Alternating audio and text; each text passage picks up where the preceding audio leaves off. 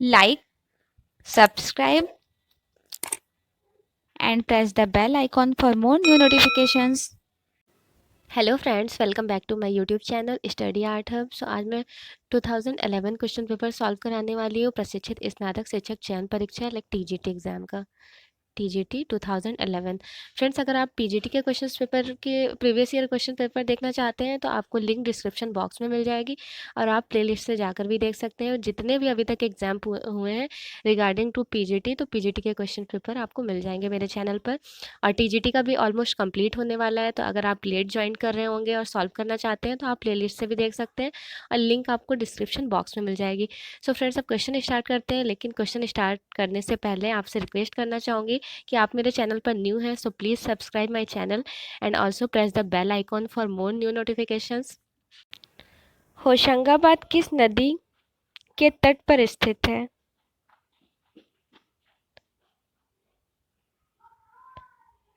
होशंगाबाद नर्मदा नदी के तट पर स्थित है, आदमगढ़ की पहाड़ी पर। और ये है कहाँ पर होशंगाबाद? तो मध्य प्रदेश एमपी में है।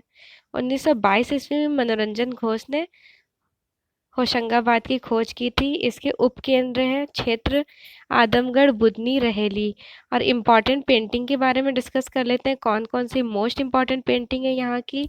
जिराफ समूह, छलांग लगाते बारहसिंघा, चार धनुर्धारी, हल्के पीले रंग का महिष, महामहिष। महामहिष का साइज है 10 × 6 फीट चौड़ा बनाया गया है। और यहीं से एक अन्य पेंटिंग्स मिली है, मोर व वन देवी। अनुकरण ही कला का मूल है, किसने कहा? ये किसका कोटेशन है? अनुकरण ही कला का मूल है, अरस्तु का। अरस्तु को इंग्लिश में एरिस्टोटल नाम से कहा जाता है। एरिस्टोटल के स्टूडेंट थे अलेक्जेंडर हंटर। अलेक्जेंडर हंटर इनके स्टूडेंट रहे हैं। और एरिस्टोटल के गुरु कौन थे? एरिस्टोटल अरस्तु के गुरु थे प्लेटो। प्लेटो। अब प्लेटो के गुरु कौन थे?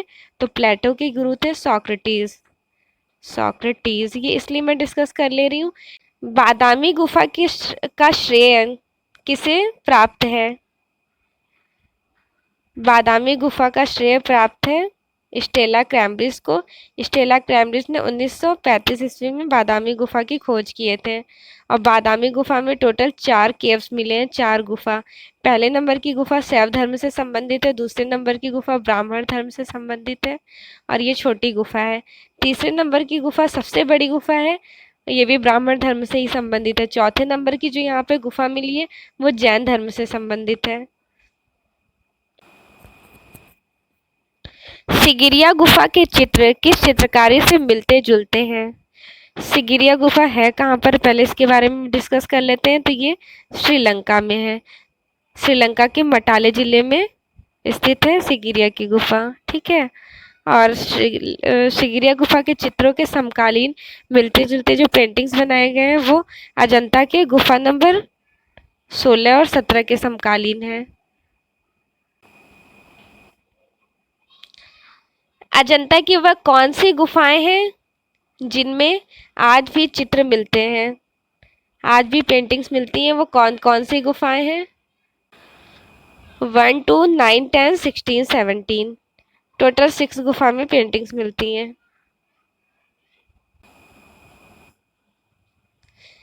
अजंता की किस गुफा में मड़ासन राजकुमारी चित्रित है? मड़ासन राजकुमारी गुफा नंबर 16 में चित्रित है। चित्र लक्षण की रचना किसके द्वारा की गई? चित्र लक्षण की रचना की गई है नग्नजीत के द्वारा। नग्नजीत को अन्य नाम से भी जाना जाता है, इनका नाम है भयजीत। ठीक है, भयजीत नाम है। और नग्नजीत इसलिए नाम पड़ा क्योंकि नग्न प्रांतों पे विजय पाने के कारण नग्नजीत नाम हो गया था। और ये टाइम ड्यूरेशन है चित्र लक्षण का 600 से लेकर के 200 बीसी। 600 से 200 बीसी इसका टाइम ड्यूरेशन है। और इसमें किसका जिक्र किया गया है? तो आँखों, नेत्रों, जैसे ये आँख हो गई, नेत्रों और भावों के बारे में डिस्कस किया गया है। इसमें नेत्रों के कितने प्रकार बताए गए हैं? तो नेत्रों और भावों पे जो प्रकाश डाले गए हैं 5 प्रकार के नेत्र बताए गए हैं। किसके अकॉर्डिंग? चित्र लक्षण के अकॉर्डिंग। और देख लेते हैं यहाँ पे क्या इम्पोर्टेंट है। कितने अध्याय हैं? तो यहाँ पे 3 अध्याय हैं। पहले अध्याय में चित्रकला की उत्पत्ति के बारे में डिस्कस किया गया है और दूसरे अध्याय में चित्रकला की सृष्टि के बारे में, तीसरे अध्याय में चित्रकला की रचना और नियमों के बारे में। और ये जो चित्र लक्षण है तो ये कहाँ पर प्रकाशित हुआ था? तो तिब्बत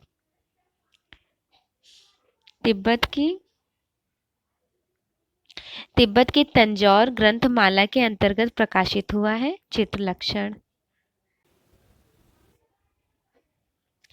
वात्स्यायन का प्रसिद्ध ग्रंथ कौन सा है?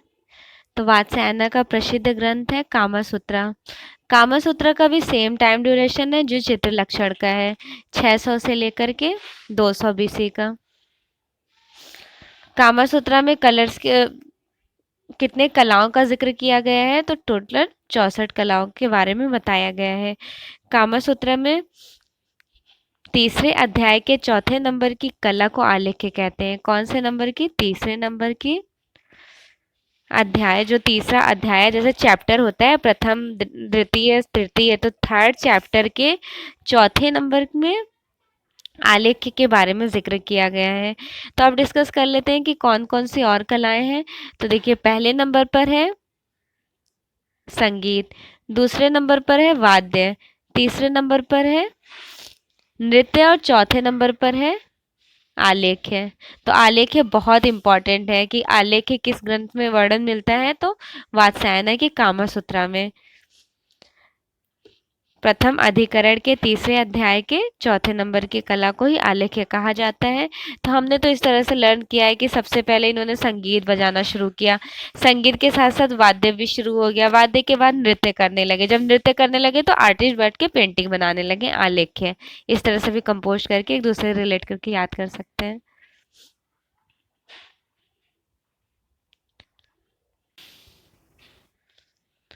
ओष्ठवाल आदर्श वृत्त में रंगते हैं। ओष्ठवाल आदर्श वृत्त में टोटल 24 रंग में है, 24 कलर्स हैं। ओष्ठवाल के अकॉर्डिंग प्राइमरी कलर्स कितने हैं देख लेते हैं। तो ये इनका कलर व्हील था कुछ इस तरह से, 4 प्राइमरी कलर्स थे, red, yellow, green and blue. जो नेचुरली प्राइमरी कलर होता है ना, प्राथमिक रंग लाल पीला नीला, उसी में हरा ऐड कर दीजिए तो वो किसके अकॉर्डिंग हो जाएगा? तो ओष्ठवाल के अकॉर्डिंग। इनका 4 प्राइमरी कलर है और 4 सेकेंडरी, टोटल 8 हो गया। और कलर व्हील में 24 रंगों का जिक्र किया गया है। ओष्ठवाल रहने वाले थे जर्मन के, ये भी ध्यान रखिएगा कि जर्मन के रहने वाले थे। किस वर्ग में कंपन गति सबसे अधिक होती है? कंपन गति सबसे अधिक होती है बैगनी रंग में। अब यहीं पे डिस्कस कर लेते हैं विबग्योर के बारे में। VIBGYOR, ये विबग्योर थ्योरी दिए थे सर आइजैक न्यूटन 1660 में। तो यहाँ पे कंपन गति देख लेते हैं। देखिए विबग्योर बैगनी कलर हो गया, तो बैगनी में कंपन गति सबसे अधिक होती है, लेकिन तरंग दैर्ध्य सबसे कम होता है। और सबसे अधिक तरंग दैर्ध्य होता है लाल रंग में, और कंपन गति सबसे कम होती है लाल रंग में। तो ये भी ध्यान रखिएगा, इंपॉर्टेंट है। पोत से आप क्या अनुभव करते हैं? पोत बेसिकली टेक्सचर्ड होता है। तो टेक्सचर क्या है? स्पर्श ज्ञान। टेक्सचर 2 टाइप्स के होते हैं। कुछ वैज्ञानिक के अनुसार जो पोत टेक्सचर है वो 3 टाइप्स का भी बताया गया। एक हो गया अनुकृत और दूसरा हो गया नेचुरल। अनुकृत में उस टेक्सचर को कहते हैं जो आर्टिस्ट क्रिएट करता है, और नेचुरल जो गॉड क्रिएशन है, like pebbles, stones, wood, mountains, ये सब नेचुरल में आ जाएंगे। और विद्वानों के अनुसार 3 प्रकार के टेक्सचर बताए गए हैं, उसके बारे में डिस्कस कर लेते हैं कौन कौन से। तो पहले नंबर पर है अनुकृति, दूसरे नंबर पर है काल्पनिक और तीसरे नंबर पर है प्राकृतिक। रंग के हल्केपन व गहरेपन को क्या कहा जाता है? तो जो कलर्स है उसका लाइट और डार्क टोन को कहते हैं टोन कहते हैं।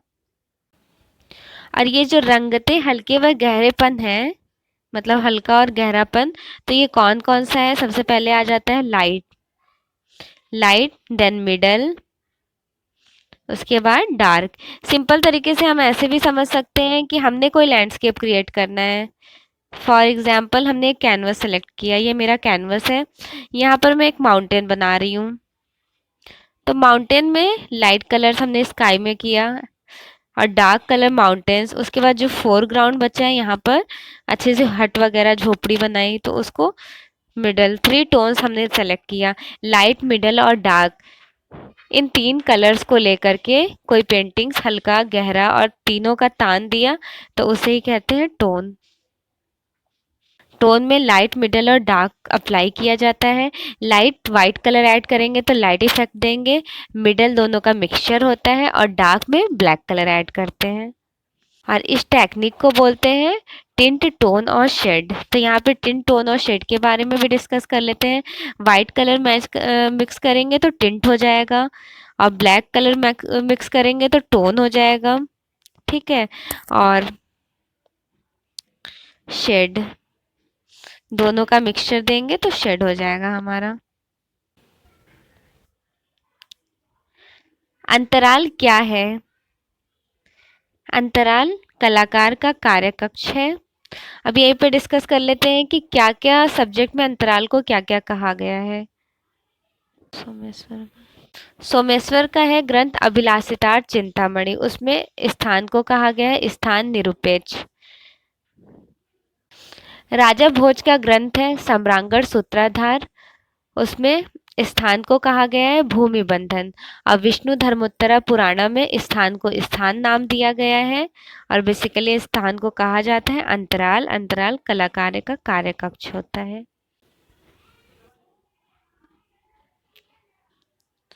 परिप्रेक्ष्य कितने प्रकार के होते हैं? परिप्रेक्ष्य बेसिकली पर्सपेक्टिव के बारे में बात हो रही है, तो 2 टाइप्स के पर्सपेक्टिव होते हैं, 2 प्रकार के परिप्रेक्ष्य। फर्स्ट होता है रेखीय, रेखीय परिप्रेक्ष्य और सेकंड है वायवीय परिप्रेक्ष्य, वायवीय परिप्रेक्ष्य। तो देखिए रेखीय परिप्रेक्ष्य को इंग्लिश में हम बोलते हैं लाइनर पर्सपेक्टिव और वायवीय परिप्रेक्ष्य को बोलते हैं एरियल पर्सपेक्टिव। तो सबसे पहले हम डिस्कस करेंगे रेखीय परिप्रेक्ष्य के बारे में। सपोज हमने ये ड्राइंग शीट ले ली, तो कोई भी लाइन्स ड्राइंग के थ्रू इस तरह से लाइन क्रिएट किया, यहाँ पे कोई माउंटेन्स कुछ भी शिप वगैरह बना दिए, तो ये क्या हुआ लाइंस के थ्रू एक पर्सपेक्टिव क्रिएट हो गया। हमने यहाँ कलर्स यूज़ नहीं किया, लाइंस के थ्रू एक लैंडस्केप बनाए, तो ये कौन सा हुआ रेखीय परिप्रेक्ष्य। अब हम कलर्स के थ्रू कोई पेंटिंग बना रहे होते हैं, सपोज हमने माउंटेन प्यारा सा बनाया, हट बना ली, ठीक है, एज्यूम कर लीजिए हट बना लिए, ट्री बना लिए। अब ये सब हम कलर्स के थ्रू पेंट कर रहे हैं, तो उस वो कौन से टेक्निक में आ जाएगा, वो वायवीय परिप्रेक्ष्य में आ जाएगा। तो ध्यान रखिएगा 2 टाइप्स के परिप्रेक्ष्य होते हैं, पर्सपेक्टिव रेखीय और वायवीय। रेखीय लाइनर पर्सपेक्टिव है, वायवीय एरियल पर्सपेक्टिव है।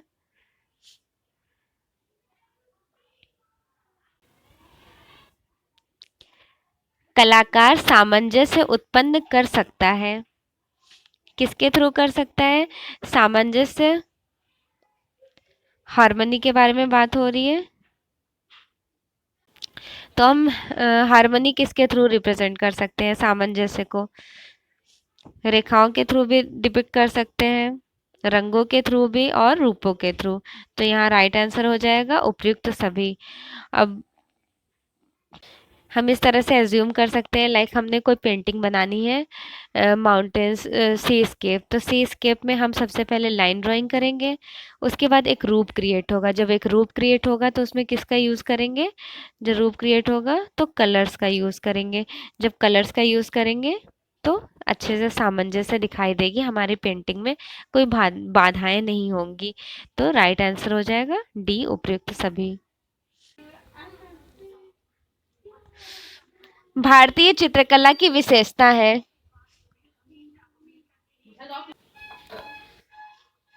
अंतःकरण की प्रेरणा। लावण्य योजना किसे कहते हैं? लावण्य योजना ग्रेसफुल ब्यूटी को कहते हैं। बाह्य सौंदर्य व्यंजन। देखिए पंडित यशोधरा ने पंडित यशोधरा की पुस्तक है जयमंगला। जयमंगला में षडांग को 6 पार्ट उसका डिस्क्राइब किया गया है 6 पार्ट्स में। और लावण्य योजना किस नंबर पर है?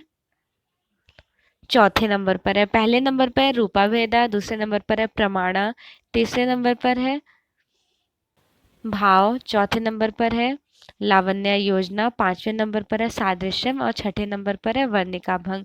ये सीक्वेंस इसलिए मैं बताई हूँ क्योंकि एग्जाम्स में पूछ लेते हैं कौन से नंबर पर कौन सी कला है। सिंधुवासी किस वृक्ष की पूजा करते थे? सिंधुवासी पीपल के वृक्ष की पूजा करते थे। मोहनजोदड़ो में प्राप्त नर्तकी प्रतिमा किस धातु की बनी है? धातु है कांसा, जिसे इंग्लिश में ब्रॉन्ज कहते हैं। और ये जो नर्तकी है इसे डांसिंग गर्ल के नेम से भी जाना जाता है। ये कहाँ पर एग्जिबिट है? तो राष्ट्रीय संग्रहालय न्यू दिल्ली में एग्जिबिट है। और इसका साइज है 2.5 इंटू 5 इंटू 2.5। और ये जो मूर्ति है डांसिंग गर्ल ये धातु में बनाई गई है और फर्स्ट लॉस्ट वैक्स टेक्निक में। वर्ल्ड की पहली मूर्ति है जो लॉस्ट वैक्स टेक्निक में बनाई गई है। सिंधु घाटी में प्राप्त मोहरें बनी है, मिट्टी से बनी है और वैसे बनी है स्टेटाइज सेल खड़ी से। सेल खड़ी इंग्लिश में बोलते हैं स्टेटाइज। और अगर ये ऑप्शन में नहीं रहेगा तब जाकर टेराकोटा ये मिट्टी करेक्ट कीजिएगा।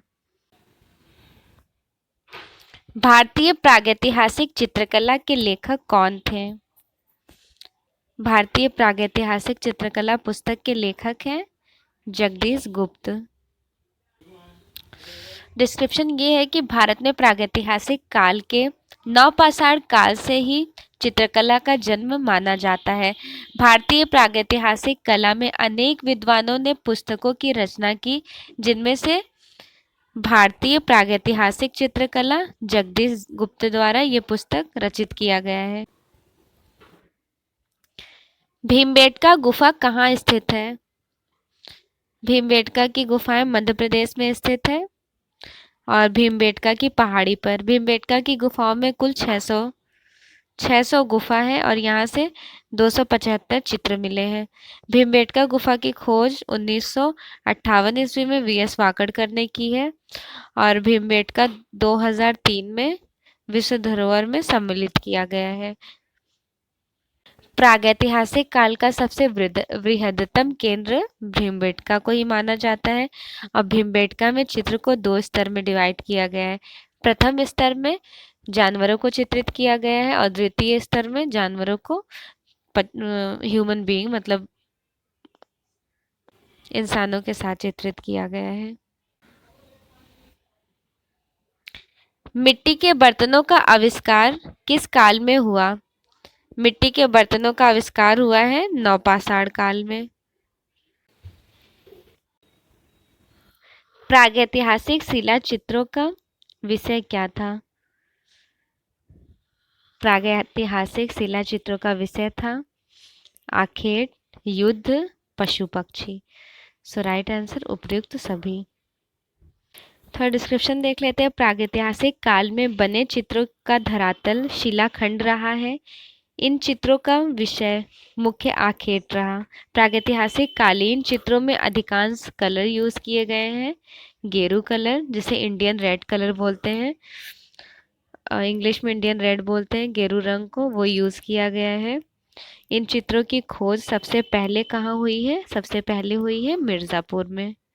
मिर्ज़ापुर में 1880 ईस्वी में आर्चिबाल्ड कार्लाइल के थ्रू और 1883 में जॉन कॉकबर्न ने लेख प्रकाशित किया। उसके साथ ही साथ खोज के साथ लेख प्रकाशित किए घोड़मंगर से गैंडे के आखेट का लेख। प्रागैतिहासिक चित्रों की धरातल क्या है? प्रागैतिहासिक चित्रों की धरातल है शिला, जिसे रॉक बोलते हैं। रॉक चट्टान, तो रॉक भी ध्यान रखिएगा।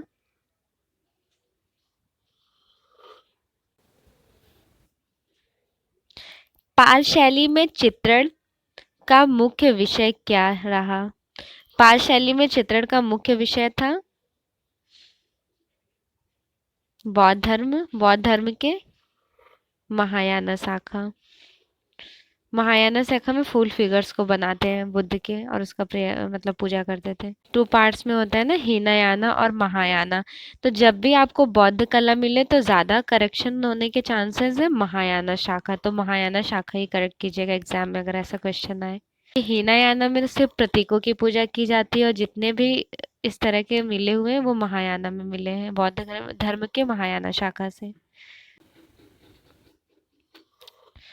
जोगीमारा गुफा किस पहाड़ी में स्थित है? जोगीमारा की गुफा है रामगढ़ की पहाड़ी पर। 300 बीसी का है, ईसा से 300 ईसा पूर्व पहले का है ये। और जोगीमारा गुफा में सर्वप्रथम भित्ति चित्र मिले हैं। भारत में भित्ति चित्रों की जो शुरुआत हुई है सर्वप्रथम जोगीमारा की गुफा से मिला है। और देवदीन और सुकनका की प्रेम कहानी का वर्णन भी किया गया है जोगीमारा की गुफा में। जोगीमारा गुफा के पास ही एक नाट्यशाला मिला है, सीता बोगरा। पाल शैली के संरक्षक कौन थे? पाल शैली के संरक्षक थे पाल शासक। बंगाल के पाल शासकों द्वारा संरक्षित कला शैली पाल शैली कहलाती है।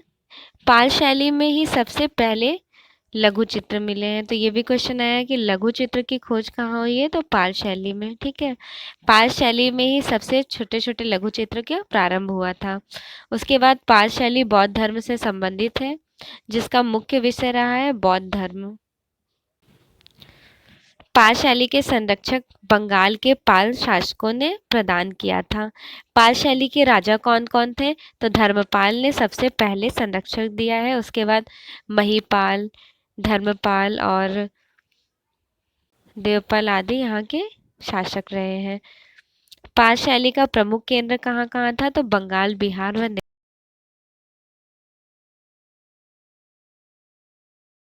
क्या कहा जाता है चैत्य को? तो चैत्य जो होता है वो बेसिकली प्रेयर हॉल, पूजा घर होता है। तो चैत्य और विहारा 2 टाइप्स का डिवाइडेशन है। चैत्य प्रेयर हॉल को कहते हैं और विहारा कहते हैं लिविंग प्लेस, निवास स्थान जहाँ बौद्ध भिक्षु रहा करते थे। और विहारा को एक और नाम से जाना जाता है, एक तो कहा जाता है निवास स्थान, दूसरा संघाराम। संघाराम कहते हैं विहारा को जहाँ पे बौद्ध भिक्षु रहा करते थे।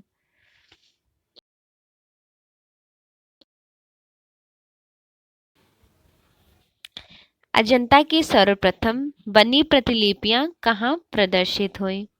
अजंता की सर्वप्रथम बनी प्रतिलिपियां क्रिस्टल पैलेस इंग्लैंड में प्रदर्शित हुई। अजंता गुफा की खोज हुई थी 1819 में और यहाँ के चित्रों की प्रतिलिपियां बनाने के लिए 1844 में रॉबर्ट गिल नामक कलाकार को नियुक्त किया गया था जिसने 1947 में यहाँ पर कितनी प्रतिलिपियां बनाई? तो लगभग 30 प्रतिलिपियां इन्होंने बनाई जो क्रिस्टल पैलेस लंदन में एग्जिबिट है। और क्रिस्टल पैलेस में लगी आग के कारण आग लग गई थी तो यहाँ की 25 पेंटिंग्स जलकर नष्ट हो गई थी, केवल 5 बची हैं। बिना तूलिका की सहायता से कौन सा रंग प्रयोग किए जाते हैं? बिना तूलिका के सहायता से पेस्टल रंग का यूज किया जाता है। पेस्टल रंग करने के बाद फिक्सेटिव का यूज करते हैं क्योंकि ये ड्राई होते हैं, हाथों में टच हो जाएंगे तो फिक्स करने के लिए मार्केट में इजीली अवेलेबल होते हैं फिक्सेटिव या फिक्सर के नेम से। और पेस्टल कलर का सबसे पहले खोज किए थे रुसुलवा कैरियोला ने। तीव्र प्रकाश को कहा जाता है? तीव्र प्रकाश को कहते हैं हाईलाइट। और हाईलाइट कौन सी पेंटिंग करने के लिए छोड़ा जाता है? तो लाइक हम वाटर कलर कर रहे होते हैं तो वाटर कलर में क्या करते हैं कि वाइट कलर्स का यूज़ नहीं करके उस एरिया को ही हाईलाइट छोड़ देते हैं, मतलब सरफेस वाइट छोड़ देते हैं जहाँ पे वाइट का टच देना होता है। गर्म रंग कौन सा है? गर्म रंग जो सूर्य के पास में होता है या फिर आग के पास होता है वो गर्म कलर्स होते हैं, लाइक नारंगी रंग गर्म रंग है, पीला भी गर्म रंग है, लाल भी गर्म रंग है। तो ऑप्शन डी करेक्ट होगा, उपयुक्त सभी। प्रमाण निर्धारित में ताल या इकाई क्या है? ताल या इकाई, ताल एक सिर है। फॉर एग्जाम्पल जो हमारी 4 उंगलियां होती हैं, उन 4 उंगलियों को फोरहेड पे, फिर नीचे, उसके बाद चीन तक को जब हम टच करेंगे तो 12 अंगुल होता है। तो 12 अंगुल कितने ताल होते हैं? 12 अंगुल एक ताल होते हैं, ये भी ध्यान रखना है। और एक ताल कितना होता है? तो एक ताल एक सिर के बराबर एक ताल है। तो ह्यूमन बीइंग जो होते हैं वो 7 1.5 में बनाया जाता है, मेल को, आदमी को। और फीमेल अगर किसी लड़की का बनाना हो साइज तो वो है 7 ताल। और माइकल एंजेलो ने अपने स्कल्पचर में 8 ताल का मूर्ति बनाए हैं। हाई रेनेसेंस आर्टिस्ट है माइकल एंजेलो, उन्होंने 8 ताल का यूज किया अपनी मूर्तियों में। तो ध्यान रखिएगा, 12 अंगुल एक ताल एक सिर। मुगल चित्रकला किस शासक के काल में अपनी चरम पराकाष्ठा पर पहुंची? जहांगीर के काल में सबसे सर्वश्रेष्ठ पेंटिंग बनने लगा था, और जहांगीर के एज को ही स्वर्णकाल, चित्रकला का स्वर्णकाल कहा जाता है, गोल्डन एज।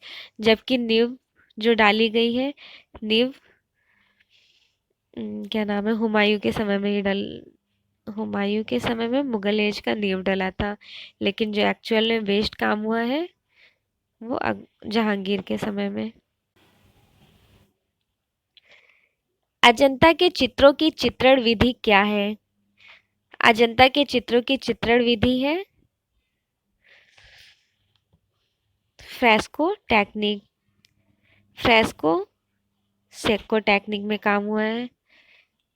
2 टाइप्स के होते हैं ना, फ्रेस्को सेक्को और फ्रेस्को ब्यूनो।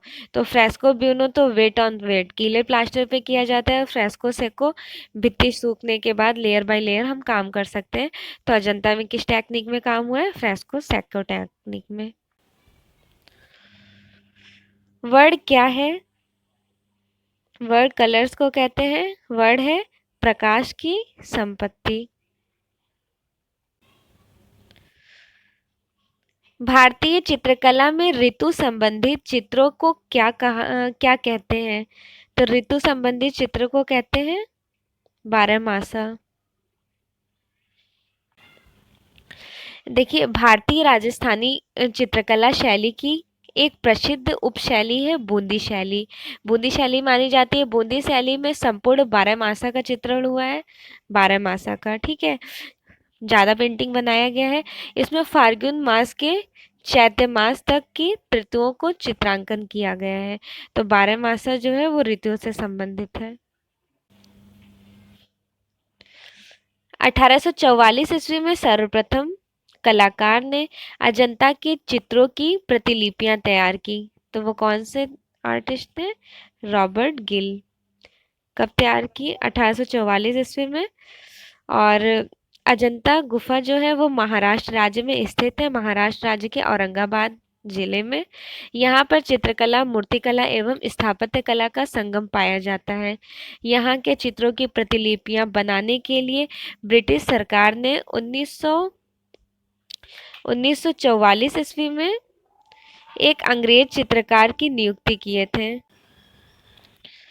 1947 ईस्वी में, देखिए 1944 में तो यहाँ पर अंग्रेज चित्रकार नियुक्त हुए थे। फिर 1947 ईस्वी में 1947 में अजंता के चित्रों की प्रतिलिपियां किसने तैयार की थी? रॉबर्ट गिल ने।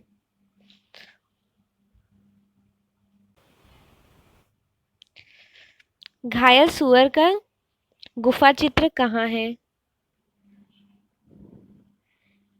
घायल सुअर की पेंटिंग मिली है मिर्जापुर से, मिर्जापुर के सोहरो घाट से। तो ये भी याद रखिएगा कहाँ से मिला है, सोहरो घाट से। मिर्ज़ापुर प्रागैतिहासिक मतलब सर्वप्रथम गुफा चित्र माना जाता है। सबसे पहले प्रागैतिहासिक चित्रों की जो खोज हुई है वो मिर्ज़ापुर में हुई है। 1880 में आर्चिबाल्ड कार्लाइल ने खोज किए थे और 1883 ईस्वी में खोज के साथ जॉन जॉन कॉकबर्न जो थे वो यहाँ पर एक लेख प्रकाशित किए थे, घोड़मंगर से गैंडे का आखेट। पंचमढ़ी क्षेत्र के चित्रों को प्रकाश में लाने का श्रेय किस विद्वान को प्राप्त है? तो किसके बारे में बात हो रही है कि प्रकाश में लाने का श्रेय? डीएच गार्डन को। डीएच गार्डन को इसलिए क्योंकि यहाँ पे चित्रों की बात हुई है और चित्रों की खोज किए थे डीएच गार्डन 1936 में। अब पंचमढ़ी गुफा की खोज हुई थी 1932 ईस्वी में जीआर हंटर के थ्रू। तो हंटिंग सीन के बारे में बात हो रही है। पंचमढ़ी में कैसी पेंटिंग बनाई गई है? हंटिंग। तो हंटिंग से याद रखिए कि 1932 में यहाँ पर हंटर ने खोज किया है और पेंटिंग्स देख के कैसा हो जाता है मन, बिल्कुल गार्डन गार्डन सा। तो इस तरह से याद कीजिए कि 36 में डीएच गार्डन ने यहाँ पे चित्रों का प्रकाश में लाने का श्रेय प्राप्त किया है। पंचमढ़ी को और किस नाम से जाना जाता है? तो यहाँ 5 पांडवों की गुफा के नेम से भी पंचमढ़ी को जाना जाता है और पंचमढ़ी में सबसे ज़्यादा सर्वाधिक धनुर्धारियों के चित्र मिले हैं। पंचमढ़ी में टोटल 50 गुफा है, 50 गुफा। अजंता की गुफाएं किस राज्य में स्थित है? अजंता की गुफाएं महाराष्ट्र में स्थित है। अजंता की गुफाएं महाराष्ट्र के औरंगाबाद ज़िले में स्थित है और ये कुछ इस तरह अर्धचंद्राकार बनाया गया है और यहाँ पर बघौरा नदी है।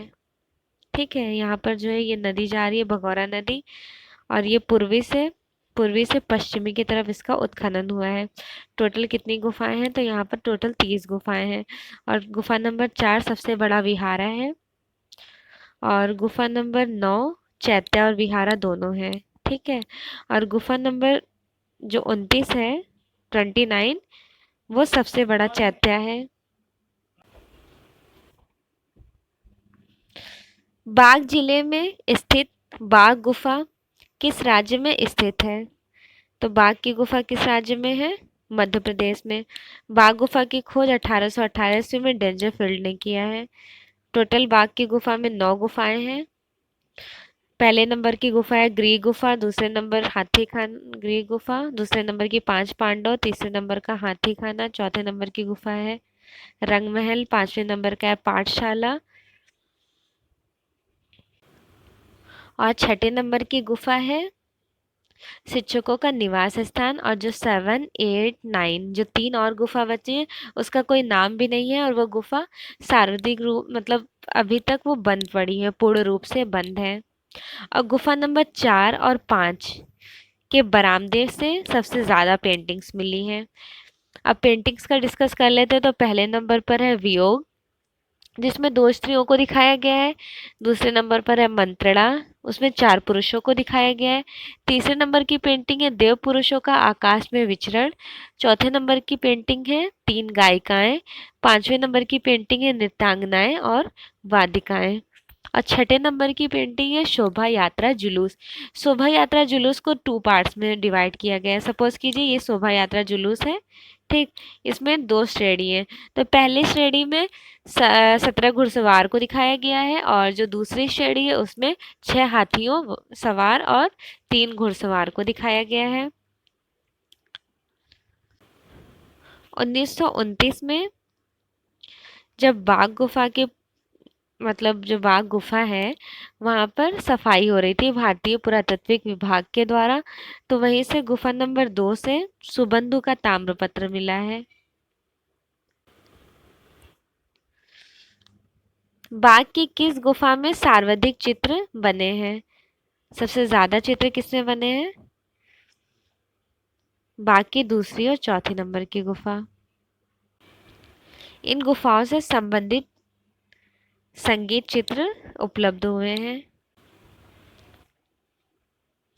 दुशाला ओढ़े योगी की मूर्ति किस खुदाई से प्राप्त हुई है? दुशाला ओढ़े योगी की मूर्ति मिली है मोहनजोदड़ो से, व्हाइट लाइमस्टोन में बनाया गया है। सफ़ेद चूना पत्थर में।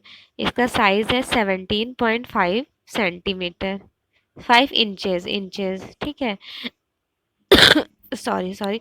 अब सेंटीमीटर का डिस्कस कर लेते हैं। तो सेंटीमीटर है 18 × 11 × 20, 11 × 8 सेंटीमीटर है, ये सेंटीमीटर का साइज है। और जो ये 17.5 है वो इंचेस में है।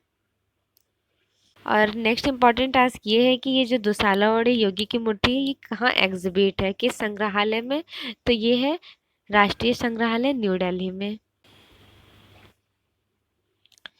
कौन सी रूपप्रद कला नहीं है। तो सबसे पहले डिस्कस कर लेते हैं कि रूपप्रद कला होती क्या है एक्चुअल में। तो देखिए, रूपप्रद कला, सपोज कीजिए हमें पेंटिंग, स्कल्पचर या फिर आर्किटेक्चर क्रिएट करना है। तो सबसे पहले हमें पेंटिंग्स बनाने के लिए क्या लेना होगा, कैनवस लेंगे, ये पेपर लेंगे। उसके बाद हमें ब्रशेस की नीड होगी, डिफरेंट डिफरेंट ब्रशेस के, फ्लैट और राउंड ब्रश। जब हम ब्रश ले लेंगे उसके बाद हमें कलर्स का नीड होगा, ठीक है। कलर सेलेक्ट कर लिए। जब ये सारे मटेरियल को हमने इकट्ठा कर लिया, उसके बाद जब हम पेंटिंग रेडी करते हैं तो उस रूपप्रद से क्या बनता है, पेंटिंग बनती है। मतलब मटेरियल यूज़ करने के बाद हमने एक पेंटिंग क्रिएट की, तो इसे ही रूपप्रद कला कहते हैं। तो रूपप्रद कला कौन कौन सी हो गई, चित्रकला हो गया, क्योंकि यहाँ पर लगता है brush, colour, canvas, paper etcetera. अब मूर्ति कला में क्या लगता है, पेबल्स, स्टोन, ग्लास, वैक्स, ये सारे मटेरियल्स लगते हैं। वास्तुकला में भी इस तरह का ही लगता है, सीमेंट हो गया, सरिया, पत्थर और ग्लास, ठीक है। लेकिन संगीत कला में क्या ऐसा कुछ लगता है, संगीत कला में तो सिर्फ काव्य का रोल है, श्रव्य कला है, सिर्फ सुनने वाली कला। तो ये रूपरत कला नहीं है। जो मटेरियल से कोई आर्ट वर्क क्रिएट किया जाए उसे ही रूपरत कला कहते हैं। एक फेमस फिलोसफर है हिगेल, ठीक है। हिगेल के अकॉर्डिंग बताया गया है, हिगेल जो थे ये बेसिकली जर्मन के थे, तो ये भी याद रखिएगा, हिगेल जर्मन का है। इन्होंने क्लासिफिकेशन ऑफ फाइन आर्ट्स की थ्योरी दी है। तो हिगेल के अकॉर्डिंग जर्मन विद्वान रहे हैं, ललित कलाओं को इन्होंने 5 भागों में डिवाइड किया है, 5 भागों में बांटा है, चित्रकला, मूर्तिकला, वास्तुकला, संगीत और काव्य। तो इन्होंने 5 भागों में इस आर्ट को डिवाइडेशन किया है। एक रखे हैं दृश्य कला और दूसरा है श्रव्य कला। तो दृश्य कला कौन कौन सी हुई, चित्रकला, मूर्तिकला, स्थापत्य कला, जो हम विजुअलाइज करते हैं, अपनी आंखों से देखते हैं। सेकंड है श्रव्य कला। श्रव्य कला क्या होता है, तो श्रव्य कला बेसिकली जो हम अपने कानों से सुनते हैं उसे श्रव्य कला कहते हैं, संगीत और काव्य। तो ये डिवाइडेशन किया है हेगल ने अपनी classification of fine arts theory में। तो इस तरह से आप रूपरत कला का एग्जाम्पल ले सकते हैं हेगल के अकॉर्डिंग। कैलाश मंदिर के मध्य स्थापित है, कैलाश मंदिर के मध्य शिवलिंग स्थापित है। कैलाशनाथ मंदिर एलोरा के गुफा नंबर 16 में बनाया गया है, गुफा नंबर 16 में। और कैलाशनाथ मंदिर को मोनोलिथिक रॉक कट कहा जाता है, मतलब एक ही पत्थर को काट काट कर ये मंदिर बनाया गया है। कैलाशनाथ टेम्पल का सबसे फेमस मूर्ति है, बहुत मोस्ट इम्पॉर्टेंट मूर्ति है, ट्रिपल स्टार लगा लेते हैं। इस मूर्ति का नाम है रावण शेकिंग माउंट कैलाश, मतलब रावण कैलाश पर्वत उठाते हुए यहाँ पर बनाया गया है। और नेक्स्ट है महिषासुर मर्दिनी। कैलाशनाथ मंदिर का निर्माण करवाए थे कृष्ण प्रथम, ठीक है। कृष्ण प्रथम ने निर्माण करवाया है। और जो कैलाश मंदिर है ये है राष्ट्रकूट काल की है, कृष्ण प्रथम ने निर्माण करवाया है। और यहाँ पर शिव से समर्पित है। किसको समर्पित है ये क्वेश्चन आ सकता है, तो शिव को समर्पित है। और इसकी शैली क्या है, तो शैली है द्रविड़ शैली, ये भी याद रखिएगा, शैली द्रविड़ है। और ये एक ही चट्टान को काटकर मोनोलिथिक स्टाइल में बनाया गया है। और ये किसको इंस्पायर्ड है, तो ग्रीक का जो पार्थेनन मंदिर है उससे कंपेयर किया जाता है कैलाशनाथ मंदिर का। कैलाशनाथ मंदिर का साइज है, ऊंचाई है उसकी 100, चौड़ाई है 66 और लंबाई है 142 फीट। तो ये साइज भी याद रखिएगा, बहुत इंपॉर्टेंट है। उसके बाद इसका जो शिखर है शिखर का साइज है 95 फीट। 95 फीट शिखर है और चबूतरा का साइज है 25 फीट। कैलाशनाथ मंदिर के महत्वपूर्ण मूर्ति देख लेते हैं कौन कौन सा है जो बहुत इंपॉर्टेंट है। तो महिषासुर मर्दिनी हमने डिस्कस किया, ये बहुत इंपॉर्टेंट है। और मोस्ट इंपॉर्टेंट है वो वाले रावण द्वारा कैलाश पर्वत उठाना, रावण शैकिंग माउंट कैलाश। और तीसरा है गरुड़ पर आसीन लक्ष्मी नारायण। कला में मनुष्य अपनी अभिव्यक्ति करता है, ये किसका कोटेशन है? रविन्द्रनाथ टैगोर। फट संबंधित है। फट पेंटिंग राजस्थान की लोक कला है। राज्य राजस्थान के जिला भीलवाड़ा के स्थान शाहपुरा नामक स्थान पर फट पेंटिंग बनाई जाती थी। फट पेंटिंग बेसिकली फेमस है जोशी परिवार की पार्वती जोशी। पार्वती जोशी फेमस है फट पेंटिंग के लिए। और फट पेंटिंग में बेसिकली करते क्या थे तो देख लेते हैं। देखिए सबसे पहले इस तरह एक स्क्रॉल होता था, ठीक है, स्क्रॉल की तरह बनाते थे और यहाँ पे गोल गोल सा कुछ बना करके अंदर भगवान के पेंटिंग्स बनाई जाती थी इस गोल सर्कल में, और यहाँ पर उनके कोटेशन लिखे जाते थे। वीर पुरुषों की गाथाओं को यहाँ पे चित्रित किया जाता था और लिखा जाता था। पाबूजी एवं हडबू के फट चित्र जोधपुर शैली के कपड़े पर चित्रित किए जाते थे। ये भी इम्पोर्टेंट है कि फट पेंटिंग बनाई किस पे जाती थी तो कपड़े पर। और पाबूजी हडबू जी इन्होंने जोधपुर शैली में बनाया है कपड़ों पर। आप किन दो रंगों को मिलाकर काला रंग बनाएंगे? तो काला रंग बनाना है, भूरा और नीला रंग मिलाकर काला रंग बनेगा। कोलाज क्या है? कोलाज है टुकड़ों का संयोजन। कोलाज की खोज सबसे पहले क्यूबिज्म आर्टिस्ट ने किया है। क्यूबिज्म आर्टिस्ट घनवाद आर्ट मूवमेंट चला था पेरिस फ्रांस में। इन्होंने 1912 ईस्वी में कोलाज की खोज किए थे। पैब्लो पिकासो और जॉर्ज ब्रॉक। मुगल शैली में रंग किससे बनाए जाते थे? मुगल शैली में रंग खनिज से बनाए जाते थे, खनिज रंगों का यूज हुआ है। मुगल शैली में 3 प्रकार के रंगों का प्रयोग किया गया है। पहला तो हो गया खनिज, दूसरा हो गया वानस्पतिक। वानस्पतिक जो हमें पेड़ पौधों से मिलता है। खनिज रंग किससे मिलते हैं तो खनिज रंग मिलते हैं मिट्टी से, भूमि से, मिनरल्स कलर कहते हैं।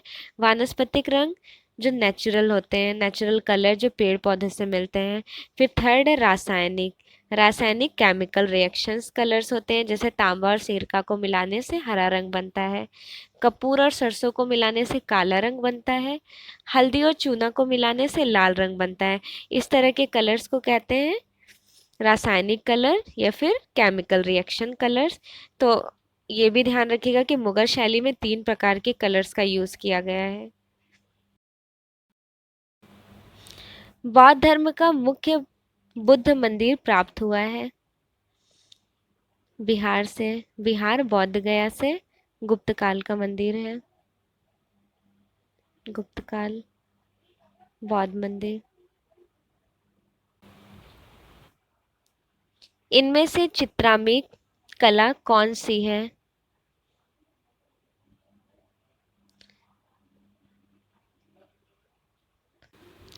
देखिए 3 डायमेंशनल की बात हो रही है, शायद ये मिस प्रिंटिंग हो गया होगा, तो वो है मूर्तिकला।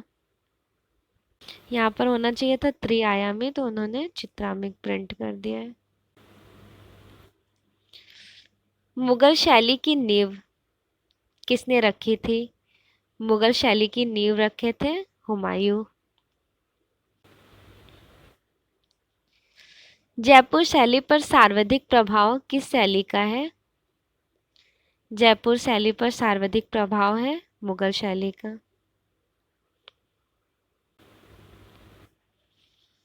हाड़ा राजाओं की राजधानी रही। हाड़ा राजाओं की राजधानी थी, देखिए हाड़ा राजाओं में बेसिकली 3 है, कोटा, बूंदी और झालावाड़। तो यहाँ पर राइट हो जाएगा बूंदी। और हाड़ा का जो है हाड़ौती वंश चला था, बूंदी था, कोटा और झालावाड़। तो ये तीनों याद रखिएगा। और ये राजस्थानी का। डोलामारू विषयक चित्र किससे संबंधित है? मेवाड़ शैली से। अगर क्वेश्चन में ये पूछा जाता कि डोलामारू का सबसे अच्छा पेंटिंग सर्वश्रेष्ठ चित्र कहाँ हुआ है, तो वो जोधपुर में हुआ है। थोड़ा डिस्क्रिप्शन देख लेते हैं डोलामारू का। तो ये 1650 से 1660 तक में जैसलमेर में रावल हरिराज के समय में कवि कलोल द्वारा डिंगल पिंगल भाषा में लिखा गया था। तो इसका लैंग्वेज क्या था? डिंगल पिंगल। डिंगल पिंगल भाषा में लिखा गया था रावल हरिराज के समय में। ठीक है। और सेकंड पॉइंट ये इम्पोर्टेंट है, प्रथम बार चित्र कब हुआ है डोलामारू का? तो पहली बार चित्र हुआ है 1592 में, मेवाड़ के महाराणा प्रताप के समय में। और सर्वश्रेष्ठ पेंटिंग डोलामारू की हुई है 1880 में जोधपुर में, जो राष्ट्रीय संग्रहालय नई दिल्ली में संग्रहित है। डोलामारू जो है उसमें 1880 में जो जोधपुर में चित्रकारी हुई है, तो 104 पेंटिंग पूरी बनी है। पेंटिंग 104 बनी है। और डोलामारू बेसिकली है क्या? तो डोला एक राजा थे और मारू एक रानी थी। ये दोनों राजा और रानी को ऊंट पर रेगिस्तान से जाते हुए दिखाया गया है। सो यहाँ पर राइट हो जाएगा मेवाड़ शैली। और सर्वश्रेष्ठ चित्र हुआ है जोधपुर में। अपभ्रंश शैली के अंग प्रत्यंग बने हैं स्थिर और जकड़े हुए।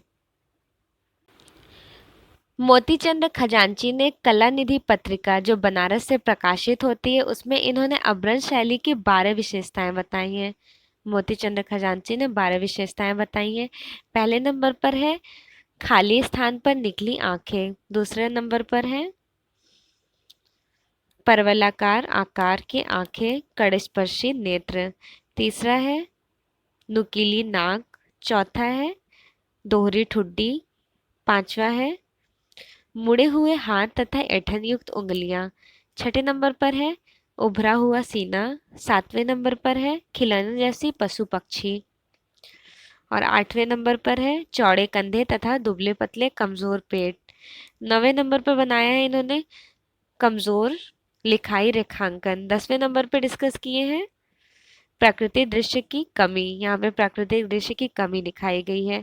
और 11वें नंबर पर धरातल पर एक स्थान पर अनेक दृश्यों का अंकन किया गया है। और 12 नंबर पर है अंत तक जाते जाते अलंकृत हाथियों का बनना तथा स्वर्ण व रंजत मतलब गोल्डन और सिल्वर कलर्स का भी खुलकर प्रयोग होने लगा था। तो ये 12 विशेषताएं याद रखिएगा मोतीचंद खजांची के अकॉर्डिंग कला निधि पत्रिका में जो बनारस से प्रकाशित होती है। भीमबेटका की खोज हुई थी। भीमबेटका गुफा की खोज हुई है 1958 में वीएस वाकड़कर के थ्रू। और भीमबेटका में टोटल कितनी गुफाएं हैं? तो 600 गुफाएं हैं। और 275 चित्र मिले हैं भीमबेटका की गुफा से। भीमबेटका गुफा को यूनेस्को विश्व धरोहर में रखा गया था 2003 में। और यहाँ पे जो चित्र मिले हैं वो 2 स्तर के मिले हैं। पहले स्तर में जानवरों को चित्रित दिखाया गया है, दूसरे स्तर में जानवरों को मनुष्यों के साथ दिखाया गया है। प्रागैतिहासिक काल का सबसे बृहत्तम केंद्र जो माना जाता है वो भीमबेटका को ही कहते हैं। स्वर्णिम विभाजन सिद्धांत कहाँ के कलाकारों का विकसित किया गया था? यूनान के कलाकारों के द्वारा। उनका नाम था यूक्लिड। यूक्लिड ने गोल्डन सेक्शन का यूक्लिड जो थे उन्होंने गोल्डन सेक्शन रूल को स्वर्णिम विभाजन सिद्धांत दिए थे। उसका था 2.5 इंटू 5.8। इस तरह से डिवाइडेशन किया गया था सरफेस का। वह कौन सा कलाकार है जो भैंसों के कलाकार नाम से प्रसिद्ध है? तो भैंसों के चितेरे कौन है? परमानंद जोयल। किशनगढ़ शैली का प्रसिद्ध चित्रकार कौन था? किशनगढ़ शैली के प्रसिद्ध चित्रकार थे निहाल चंद्र। निहाल चंद्र ने बनी ठनी पेंटिंग बनाई है। बनी ठनी लघु चित्र है और इस बनी ठनी पेंटिंग को मोनालिसा के कंपेयर में रखा गया है कि भारत की मोनालिसा है बनी ठनी। और ये मोनालिसा बनाए कौन थे? तो आर्टिस्ट लियोनार्डो दा विंसी ने बनाया है। हाई रेनेसांस आर्टिस्ट है। उनका उनकी पेंटिंग का कंपेयर इस बनी ठनी से करके कहा जाता है कि भारतीय मोनालिसा बनी ठनी है। राजस्थानी शैली का दूसरा नाम क्या है? राजस्थानी शैली का दूसरा नाम है हिंदू शैली। एनसी मेहता ने एनसी मेहता ने राजस्थानी शैली को हिंदू शैली कहते हैं। ठीक है। ईवी हैवल, ओसी गांगुली और आनंद कुमार स्वामी ने राजस्थानी शैली को राजपूत शैली कहा है। राय कृष्ण दास ने राजस्थानी शैली को स्वयं राजस्थानी शैली नाम दिया है। ठीक है। और राजस्थानी शैली का दूसरा नाम है श्रृंगार चित्रकला। यहाँ पे राधा कृष्ण के प्रेम का चित्रण हुआ है। अंग्रेज लोग राजस्थानी शैली को राजपुताना भी कहते थे और अन्य नाम रजवाड़ा और रायथान भी रहा है। 1829 में कर्नल टाड ने अपनी पुस्तक annuls and antiquities of Rajasthan में राजस्थान को स्वीकार किए, मतलब इसका जिक्र किए थे। और 1956 ईस्वी में भारत सरकार ने, टाइम ड्यूरेशन है 1956 ईस्वी में भारत सरकार ने इस क्षेत्र का नाम राजस्थान स्वीकार किया। राजस्थानी शैली कहाँ पर पनपी थी? तो ये भारत के उत्तरी पश्चिमी भाग में पनपी। राजस्थानी शैली का टाइम ड्यूरेशन है सॉरी 16 से 19वीं। ठीक है, 16 से 19वीं सेंचुरी तक, शताब्दी तक चला है राजस्थानी शैली का टाइम। लेकिन चरम राजस्थानी का टाइम है 17 से 18, दोनों याद रखिएगा। बंगाल की लोक कला गगनेन्द्र नाथ टैगोर, जीएन टैगोर मतलब गगनेन्द्र नाथ टैगोर की चित्रकला कैसी दिखाई देती थी? गगनेन्द्र नाथ टैगोर की जो चित्रकला थी वो घनवादी क्यूबिज्म स्टाइल में दिखाई देती थी। उस्ताद मंसूर की श्रेष्ठ कृतियां हैं। उस्ताद मंसूर की श्रेष्ठ कृतियां टर्किश कॉक भी हैं, मोरनी पेरिस संग्रहालय में है, लाल फूल का समूह ये भी इनकी फेमस पेंटिंग रही है। इनमें से सभी। उस्ताद मंसूर जहांगीर काल के पक्षियों के चितेरे कलाकार हैं। शेख फूल सूफी संत किसने चित्रित किया? बिशन दास ने। अब बिशन दास क्यों फेमस थे? तो ये शबीह के चितेरे कहे जाते हैं, पोर्ट्रेट के। आईने अकबरी के रचयिता कौन है? आईने अकबरी के रचयिता हैं अबुल फजल। और आईने अकबरी में पेंटिंग्स किए हैं दसावंत ने। डिपर संबंधित है। डिपर ऑयल कलर में यूज किया जाता है। डिपर कुछ इस तरह से होता है, लाइक सेकेंड, एक में लिंसीड ऑयल रखते हैं और एक में टर्पेंटाइन ऑयल, और ऑयल कलर के लिए यूज करते हैं। भारतीय घनवादी शैली के प्रथम चित्रकार कौन थे? घनवादी शैली के प्रथम चित्रकार हैं गगनेन्द्र नाथ टैगोर। 1923 ईस्वी में स्टेला क्रैमरिश ने इन पर घनवादी प्रभाव बताए हैं। डोगरा आर्ट गैलरी कहाँ है? डोगरा आर्ट गैलरी है जम्मू में।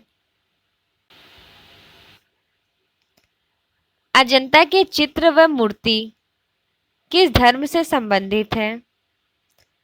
अजंता की चित्र और मूर्ति है बौद्ध धर्म के महायाना शाखा से संबंधित।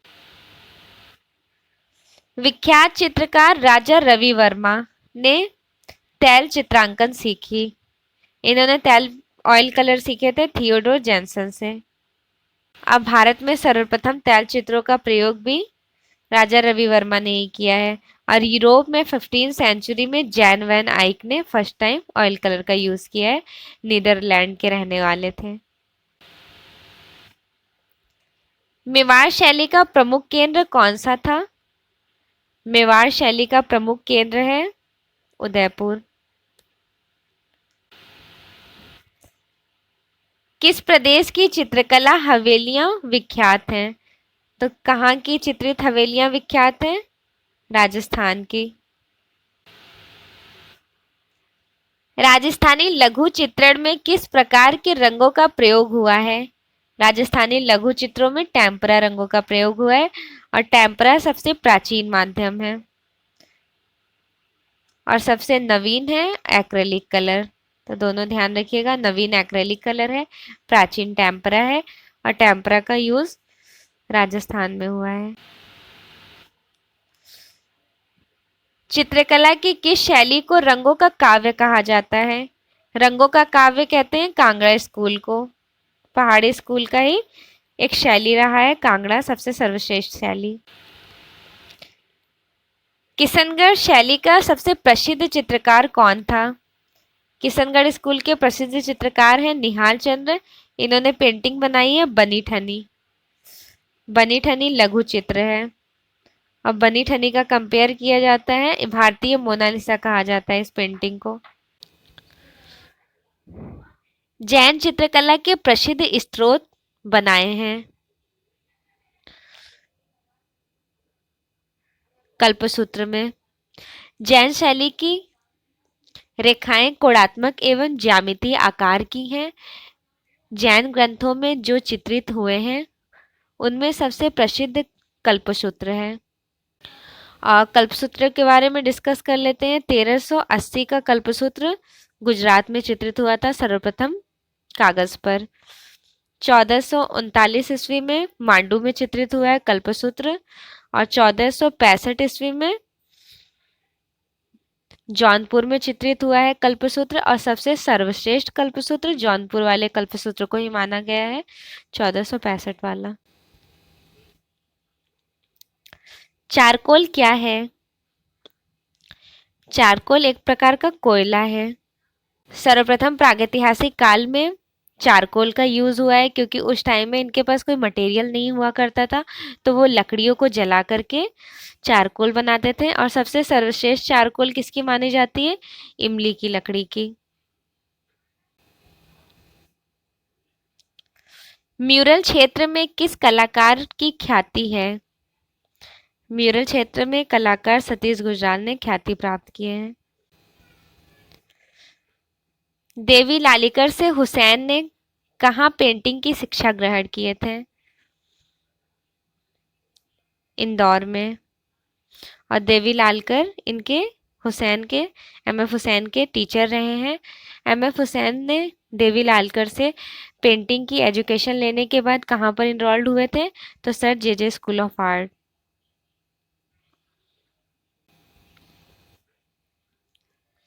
हल्दर की मधुरता का महान स्मारक कौन सा चित्र है? The flame mosaic. The flame mosaic Haldar की पेंटिंग है और नवेली तोली की पुस्तक है द फ्लैम मोज़ैक। नागरीदास ने बनी ठनी का चित्रण किस रूप में किया है? बनी ठनी पेंटिंग बनाए थे राधा के रूप में। बोधिसत्व पद्मपाणि का चित्र अजंता की किस गुफा में मिला है? बोधिसत्व पद्मपाणि की जो पेंटिंग मिली है अजंता की गुफा नंबर 1 में मिली है। राजस्थानी चित्रकला का आरंभिक स्वरूप किस शैली से प्रभावित था? अपभ्रंश शैली से। राजपूत पेंटिंग नामक पुस्तक के लेखक कौन है? राजपूत पेंटिंग है आनंद कुमार स्वामी की। 1910 में इन्होंने लिखा है और पब्लिश किए हैं 1916 में। हरिपुरा कांग्रेस में के अधिवेशन के पंडाल को सजाने का कार्य किस कलाकार ने किया था? नंदलाल बोस ने।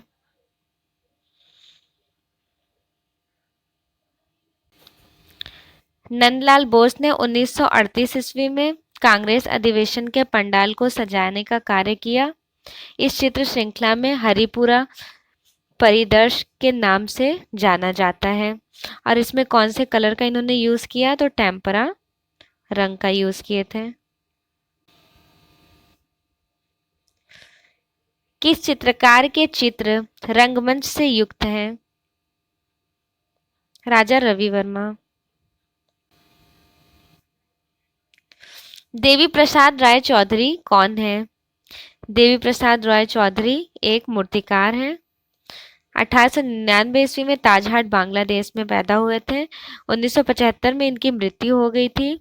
और इनकी फेमस मूर्ति है ट्रम्प ऑफ लेबर, शहीद स्मारक, मार्टिन्स मेमोरियल कहते हैं।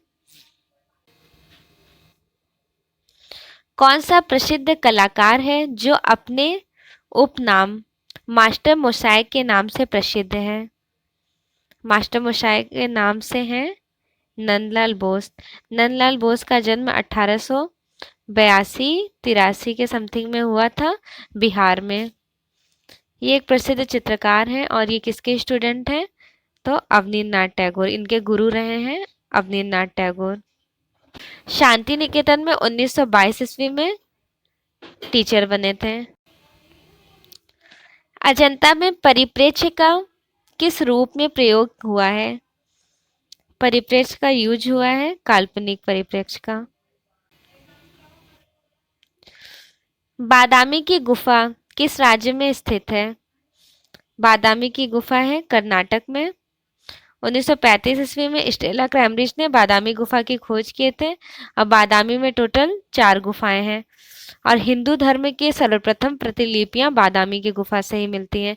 पहले नंबर की गुफा शैव धर्म से संबंधित है। दूसरे नंबर की जो गुफा है वो छोटी है, ठीक है। तीसरे नंबर की गुफा सबसे बड़ी है और सबसे ज्यादा पेंटिंग्स तीसरे नंबर की गुफा में मिली है। चौथे नंबर की गुफा है जैन धर्म से संबंधित। R.N. टैगोर, जिनका पूरा नाम है रविंद्रनाथ टैगोर, की चित्र प्रदर्शनी 1930 ईस्वी में हुई थी। कहाँ पर हुई है 1930 ईस्वी में इनकी प्रदर्शनी? पेरिस में पिगाल आर्ट गैलरी में। पिगाल आर्ट गैलरी पेरिस में 1930 ईस्वी। एलोरा किस राज्य में स्थित है? एलोरा की गुफाएं महाराष्ट्र में स्थित हैं, राष्ट्रकूट काल की हैं। सितनवासल की गुफाएं किस नदी के किनारे स्थित है? सितनवासल की गुफाएं कावेरी नदी के किनारे स्थित है। 1934 ईस्वी में प्रोफेसर ध्रुबिल ने सितनवासल की गुफा की खोज किए थे। सितनवासल की गुफा जैन धर्म से संबंधित है। एलोरा की प्रमुख मंदिर कौन सी है? एलोरा का प्रमुख मंदिर है कैलाशनाथ मंदिर। कैलाशनाथ मंदिर एलोरा के गुफा नंबर 16 में मिलता है और ये मोनोलिथिक, मतलब एक ही चट्टान को काट करके बनाया गया है ऊपर से नीचे की तरफ। और एलोरा के जो मंदिर है वो शिव को समर्पित है। शिव को समर्पित है, द्रविड़ शैली का है। और इस मंदिर की तुलना यूनान के पार्थेनन मंदिर से की जाती है। बाघ गुफा में रंग महल किस नंबर पर है? तो पहले नंबर का है गृह गुफा, ठीक है, पहला नंबर है गृह गुफा। दूसरा नंबर है 5 पांडव। तीसरे नंबर की गुफा है हाथी खाना। चौथे नंबर की गुफा है रंग महल। बाघ की गुफा का 1818 ईस्वी में डेंजरफील्ड ने खोज किए थे। टोटल यहाँ पर 9 गुफाएं हैं। गुफा नंबर 2 से सुबंधु का ताम्रपत्र मिला है। 1929 ईस्वी में जब पुरातत्व विभाग में सफाई हो रही थी तभी ये गुफा नंबर 2 का ताम्रपत्र मिला है, सुबंधु का ताम्रपत्र। सिगिरिया गुफा के चित्र किसकी चित्रकारी से मिलते जुलते हैं? सिगिरिया गुफा की जो पेंटिंग्स हैं वो अजंता के गुफा नंबर 16 और 17 से मिलती जुलती है। बाग में कुल कितनी गुफाएं हैं? बाघ की गुफा मध्य प्रदेश में है और टोटल 9 गुफाएं हैं। अजंता का श्रेष्ठ कार्य किस काल में हुआ है? अजंता का श्रेष्ठ कार्य हुआ है अजंता में गुप्त काल में। अमृता शेरगिल ने अपना स्टूडियो कहाँ बनाया? अमृता शेरगिल ने अपना स्टूडियो बनाई थी पेरिस में। अवनींद्रनाथ टैगोर ने जिस स्कूल की स्थापना की वह किस नाम से विख्यात है?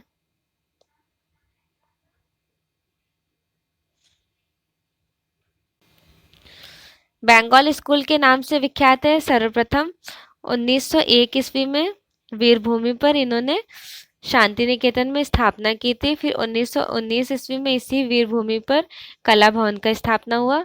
1921 में कला भवन में ही उसको नाम दे करके विश्व भारती यूनिवर्सिटी कर दिया गया। बाज के चित्रण किसने किया था?